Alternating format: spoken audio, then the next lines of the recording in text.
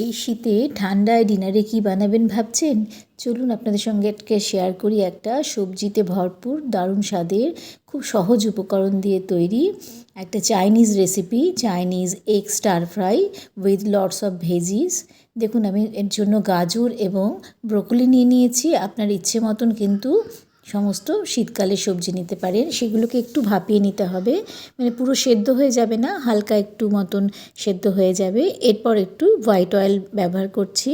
White অয়েলে আমি 2টো ডিম ভালো করে ফেটিয়ে নিয়েছি নুন এবং গোলমরিচ দিয়ে। খুব সহজ এবং খুব সিম্পল একটা রান্না এবং খুব তাড়াতাড়ি হয়ে যায়।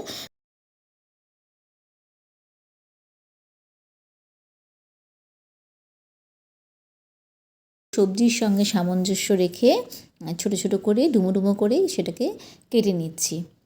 এভাবে কেটে নিলে সবজিটা যখন তৈরি হয়ে যাবে আপনার, সেটা কিন্তু দেখতে খুব সুন্দর লাগবে। সেই জন্য একই টাইপের করে ডিমটাকেও এভাবে কেটে নিচ্ছি। মানে আপনার বাড়িতে যা কিছু জিনিস আছে সেই দিয়ে কিন্তু রাত্রিরের একটা ডিনার, খুব সুন্দর চাইনিজ ডিনার তৈরি করে নিতে পারবেন। এবার নিয়ে নিয়েছি কিছুটা মাখন, তার মধ্যে দিয়ে দিয়েছি 5-6 কোয়া রসুন খুব ভালো করে কুচিয়ে এবং 2টো লঙ্কাও কুচিয়ে দিয়ে দিয়েছি। বেশ ঝাল ঝাল 2টো লঙ্কা দিয়েছি। এবার ঝালটা আপনার নিজের পছন্দ মতো আপনি দেবেন। দিয়ে রসুনটাকে আমি একদম একটু লালচে করে ভেজে নেব, যতক্ষণ না রসুন থেকে একটা বেশ ভাজা গন্ধ বেরোচ্ছে সেই রকম অবধি রসুনটাকে ভেজে নিতে হবে। এরপরে এক এক করে বাকি সবজিগুলো দিয়ে দিতে হবে। নিয়েছি ক্যাপসিকাম। শীতের সবজিতে ক্যাপসিকাম থাকবে না তা তো হয় না, ক্যাপসিকাম অবশ্যই ব্যবহার করতে হবে। তাতে কিন্তু এটা যেহেতু চাইনিজ রান্না, ক্যাপসিকাম দিলে কিন্তু বেশি ভালো লাগবে। ক্যাপসিকাম দেওয়ার পরে আমি দিয়ে দিয়েছি পেঁয়াজ কলির যে অংশটা বেশ মোটা অংশ থাকে, সেটাকে একটু কোনা কোনা করে কেটে নিয়েছিলাম। সেটা দিয়ে তাতে কিছুটা নুন দিয়ে দিলাম আন্দাজ মতন। এরপরে নুন দিয়ে সেদ্ধ করে রাখা, সেদ্ধ বলবো না, খুব সামান্য একটু ভাপিয়ে রাখা গাজর এবং ব্রোকলিগুলো এর মধ্যে মিশিয়ে দিচ্ছি। এই রান্নাটা কিন্তু একদম রান্না হয়ে ঘেটে যাবে না। চাইনিজ রান্না যেমন একটু ক্রাঞ্চি থাকে সবজিগুলো, সেই রকমভাবেই রান্নাটা হবে।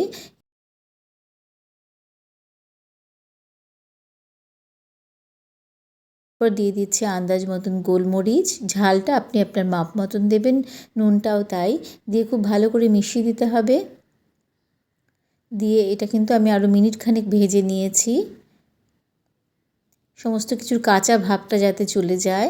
এরপর দিয়ে দিচ্ছি পেঁয়াজ শাক, যেটা তার গোড়ার দিকের অংশটাকেও ছোট ছোট করে কেটে নিয়ে সেটা আমি এখানে ব্যবহার করেছি। মানে যত রকম আপনি সবজি দিতে পারেন, দিয়ে কিন্তু এটা রান্না করলে পরে খুবই উপাদেয় একটা চাইনিজ রেসিপি তৈরি হয়। আমি এতে ব্যবহার করছি অয়েস্টার সস আর ডার্ক সয়া সস ব্যবহার করেছি। এরপরেও আমি আরেকটু ব্যবহার করেছি, এখন এখানে 1 চামচ করে দিয়েছিলাম, পরে আমার স্বাদটা দেখে মনে হলো এতে আরেকটু লাগবে, তাই পরে আমি আরও 1 চামচ করে ব্যবহার করেছি, মানে 2 চামচ করে 2টো জিনিস ব্যবহার করেছিলাম। দেখুন আমি দেখে নিচ্ছি সমস্ত কিছু মানে খাওয়ার মতন সেদ্ধ হয়েছে কি না, কিন্তু ক্রাঞ্চি ভাবটা আছে কি না। হ্যাঁ, সেই রকমই হওয়াতে আমি ভেজে রাখা ডিমটা এর মধ্যে দিয়ে দিচ্ছি। দিয়ে সেগুলোও ভালো করে মিশিয়ে নিতে হবে। দেখুন রান্নাটা মানে এতটাই সহজ এবং এতটাই উপকারী এবং মানে সমস্ত সবজি সমৃদ্ধ একটা ডিশ, এটা চাইনিজ ডিশ। এটা আমার কিন্তু এটা ভীষণই ভালো লাগে।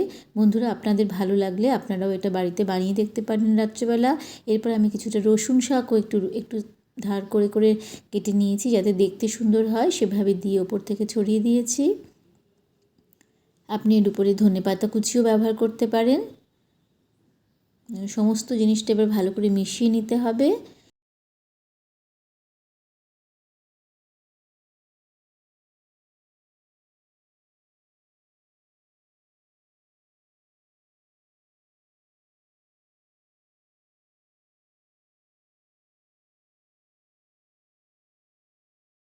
দেখুন আমি বলেছিলাম যে আমার মনে হয়েছিল যে আরও একটু করে সস দিলে এটা স্বাদটা ভালো লাগবে, আর একটু বেশ মাখো মাখো হবে জিনিসটা। সেই জন্য আমি আর একটু করে ওয়েস্টার সস এবং সয়া সস ব্যবহার করলাম। মানে খুবই অল্প সময়ে রাত্রিরের আপনার ডিনার তৈরি হয়ে যাচ্ছে। প্রোটিন এবং সবজি সমৃদ্ধ একটা ডিশ এটা, এবং এর মধ্যে আমি কিছুটা মাখন ব্যবহার করেছি। মাখনটা দিলে আরও খুব সুন্দর একটা টেস্ট হয়ে যায়। এবং আরও কিছুটা গোলমরিচ ব্যবহার করে নিয়েছি। এরপর আপনাদেরকে সার্ভ করে দেখাচ্ছি এই জিনিসটা যে কত সুন্দর হয়েছে। আশা করি আপনাদের ভালো লেগেছে। ভালো লাগলে একটা লাইক, শেয়ার ও কমেন্টস আপনাদের কাছ থেকে আশা করছি।